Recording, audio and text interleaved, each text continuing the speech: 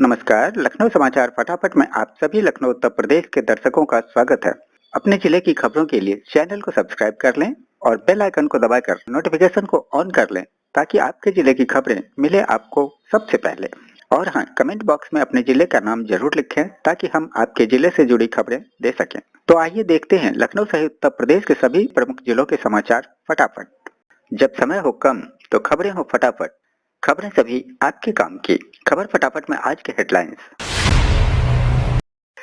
1 से लेकर 15 जुलाई के बीच होगी सीबीएसई की बची हुई 10वीं 12वीं कक्षा की परीक्षाएं। केंद्रीय माध्यमिक शिक्षा बोर्ड सीबीएसई की 10वीं और 12वीं की कक्षा की बची हुई परीक्षाएं जुलाई में होंगी। शिक्षा मंत्री रमेश पोखरियाल निशंक ने शुक्रवार को इस बात की जानकारी दी। उन्होंने कहा कि सीबीएसई की बची हुई 10वीं और 12वीं कक्षा की परीक्षाएं 1 जुलाई से लेकर 15 जुलाई के बीच होंगी। गौरतलब है कि सीबीएसई की बची हुई परीक्षाओं को लेकर विद्यार्थियों को लंबे वक्त से इंतजार था।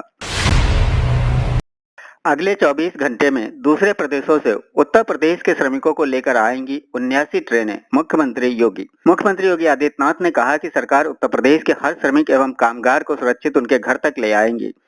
यह प्रक्रिया मार्च के अंतिम सप्ताह से ही जारी है। जरूरत के अनुसार इसके लिए ट्रेन और बसों की मदद ले रहे हैं। अलग अलग प्रदेशों महाराष्ट्र, गुजरात, पंजाब, कर्नाटक, केरल और तेलंगाना आदि से प्रदेश के श्रमिकों को लेकर चले 79 ट्रेनें रास्ते में हैं। शनिवार तक ये अपने अपने गंतव्य पर पहुंच जाएंगी।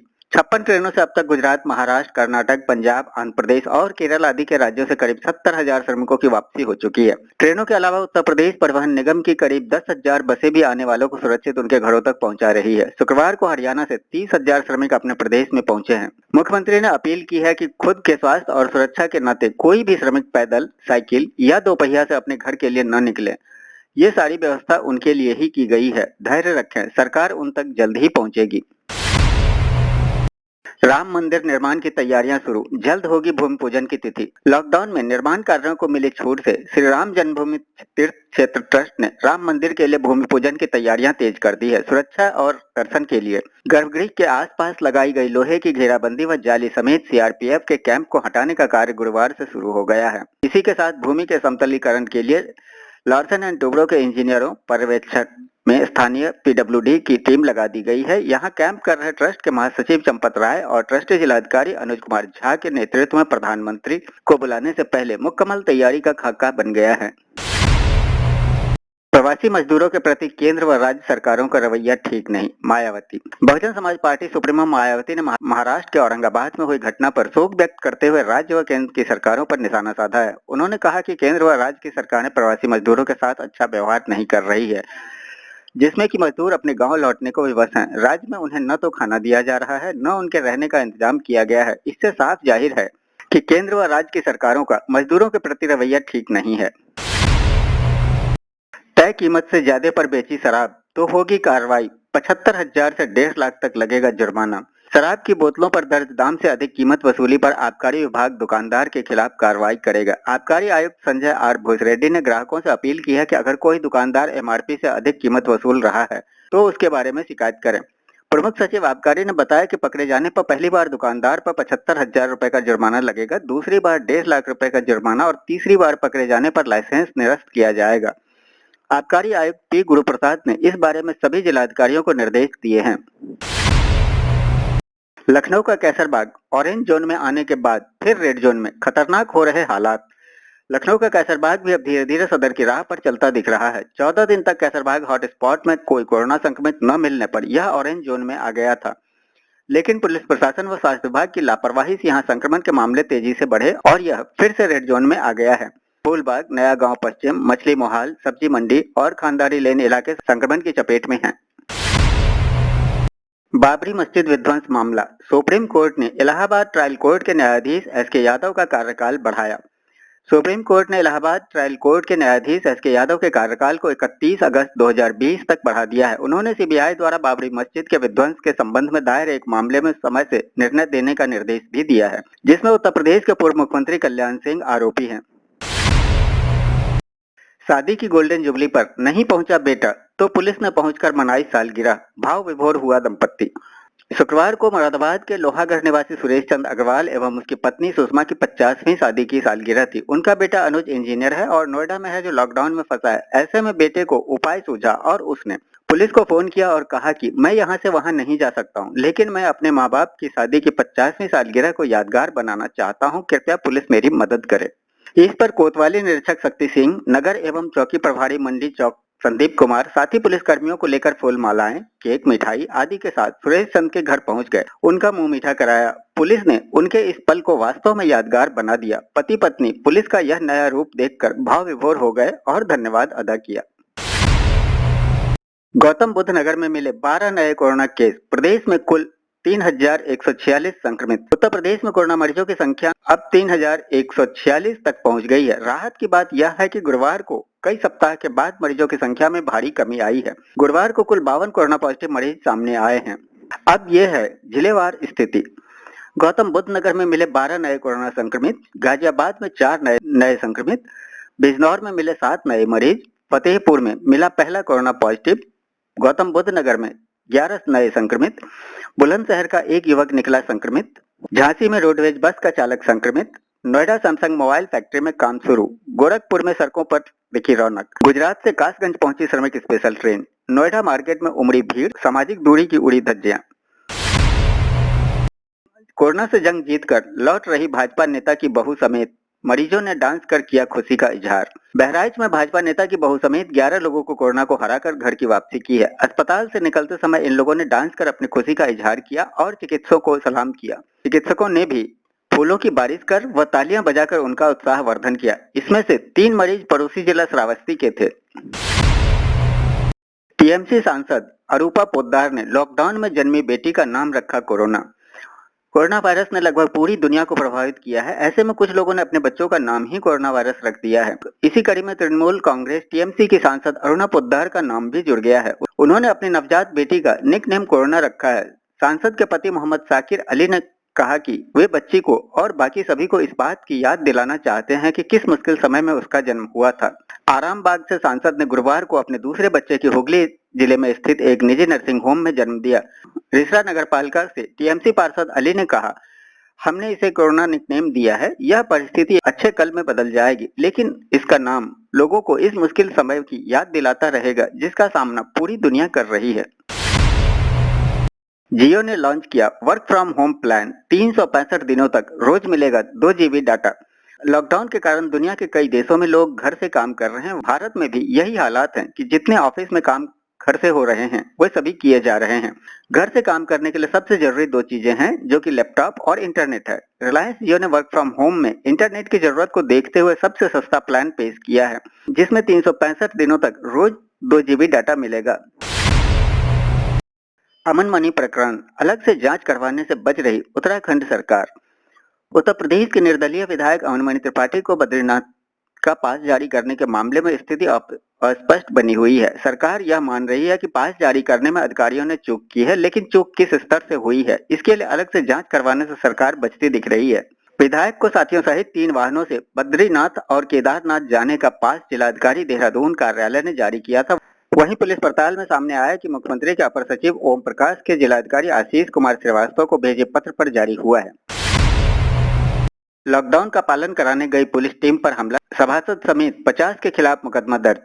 सहारनपुर जनपद में देवबंद के मोहल्ला पठानपुरा में लॉकडाउन का पालन कराने गई पुलिस पर कुछ युवकों ने हमला कर दिया, जिसमें एक होमगार्ड समेत 4 पुलिसकर्मी घायल हो गए। पुलिस कर्मियों के बचाव में गई फोर्स पर भी भीड़ ने पथराव किया। इस दौरान पुलिस ने लाठीचार्ज कर भीड़ को तितर-बितर कर घरों में घुसा दिया। इस मामले में पुलिस ने सभासद और उसके 2 पुत्रों समेत 50 अज्ञात लोगों के खिलाफ संगीन धाराओं में मुकदमा दर्ज किया है। न जाने कब पहुंचेंगे घर, पैरों में पड़ गए छाले।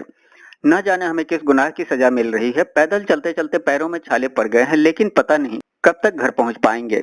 हरियाणा के सोनीपत से पैदल चलकर लखनऊ पहुंचे श्रमिक पीजीआई के समीप से गुजर रहे शौखान, एजाज, नजरुल, सुहेब, शहजाद और उनके अन्य साथी कई दिनों तक पैदल चलने के बाद गुरुवार को यहाँ पहुंचे। इन सभी को गोरखपुर जाना है। नजरुल अपनी व्यथा बताते हुए पैरों के छाले दिखाने लगते हैं। कहता है, 24 घंटे बीत गए, पेट में दाना नहीं गया, छालों की वजह से अब चला नहीं जा रहा है। पता नहीं कौन सा पाप किया था जो यह सजा मिल रही है। एजाज सुहेब ने बताया कि वह सभी लोग सोनीपत में मजदूरी करने के लिए गए थे। किसी तरह रोटी चल रही थी, लेकिन लॉकडाउन के बाद जब सब उम्मीदें टूट गई और घर आने के लिए कोई साधन नहीं मिला तो पैदल ही निकल पड़े।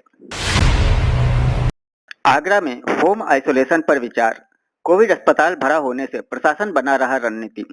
कोरोना रोगियों की बढ़ती संख्या को देखते हुए उन्हें भर्ती करने और उपचार के इंतजाम नाकाफी साबित हो रहे हैं। ऐसे में अब संक्रमितों को होम आइसोलेशन में इलाज पर विचार चल रहा है। गुरुवार को इस संबंध में मुख्य सचिव ने वीडियो कॉन्फ्रेंसिंग कर डीएम से होम आइसोलेशन की गाइडलाइन पर चर्चा की। डीएम प्रभु एन सिंह ने बताया कि संक्रमितों को अब होम आइसोलेशन में रखने पर विचार हो रहा है। दिल्ली में ये शुरू हो गया है। शासन से अभी शासनादेश का इंतजार है।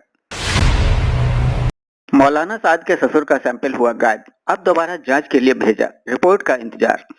तबलीगी जमात के प्रमुख मौलाना साद के ससुर और मोहल्ला मुफ्ती निवासी मौलाना सलमान का सैंपल अब दोबारा जांच के लिए भेजा गया है। इससे पहले उनका सैंपल 14 अप्रैल को भेजा गया था, मगर अब तक इसकी रिपोर्ट नहीं आ पाई थी। स्वास्थ्य विभाग का कहना है कि नोएडा लैब में शायद यह सैंपल मिस हो गया है, इसके चलते अब दोबारा भेजा जा रहा है। CMO doctor B S Sodhi ने बताया कि मौलाना सलमान फिलहाल होम क्वारंटीन पर हैं। राज्य विद्यालयों के लिए शैक्षिक सत्र 2020 और 21 का कैलेंडर जारी, 17 अगस्त से शुरू होगा सत्र। कोरोना वायरस के कारण हुए लॉकडाउन के बाद उच्च शिक्षा विभाग ने सत्र 2020-21 के लिए शैक्षिक कैलेंडर जारी कर दिया है। प्रथम वर्ष का सत्र 17 अगस्त से शुरू होगा, जबकि द्वितीय, तृतीय, चतुर्थ और पंचम वर्ष का सत्र 6 जुलाई से प्रारंभ होगा। पाठ्यक्रम को समय से पूरा कराने के लिए ग्रीष्मकालीन अवकाश सहित अन्य अवकाश में कमी की जाएगी। साथ ही दैनिक अध्ययन की अवधि भी बढ़ाई जाएगी। राज्य विश्वविद्यालयों में वार्षिक परीक्षा के मूल्यांकन का पारिश्रमिक 40,000 रुपए से बढ़ाकर 60,000 रुपए तक करने की स्वीकृति सरकार ने दे दी है। मूल्यांकन केंद्रों की भी केंद्रीकृत की जगह विकेंद्रीकृत व्यवस्था करने की मंजूरी दी गई है। लड़की ने शराब के नशे में जमकर मचाया उत्पात, पड़ोसी के घर घुसकर की तोड़फोड़। लखनऊ के गोमती नगर विस्तार के एक अपार्टमेंट में रहने वाली युवती ने गुरुवार दोपहर शराब के नशे में धुत होकर जमकर उत्पात मचाया। उसने पड़ोस में रहने वाली प्रॉपर्टी डीलर के घर में घुसकर तोड़फोड़ की। अपार्टमेंट की रेजिडेंट वेलफेयर समिति के पदाधिकारी व अन्य लोगों ने विरोध किया तो युवती ने अपना बिस्तर और कपड़े बाहर निकालकर आग लगा दी। पुलिस उसे थाने ले आई। हालांकि बाद में युवती और प्रॉपर्टी डीलर ने आपस में समझौता कर लिया है। इंस्पेक्टर रामसूरत सोनकर ने बताया कि युवती निजी कंपनी में काम करती है और यहाँ किराए के फ्लैट में अकेले रहती है। अपार्टमेंट के लोगों ने बताया कि युवती अक्सर शराब के नशे में धुत होकर शोरगुल व हंगामा करती रहती है।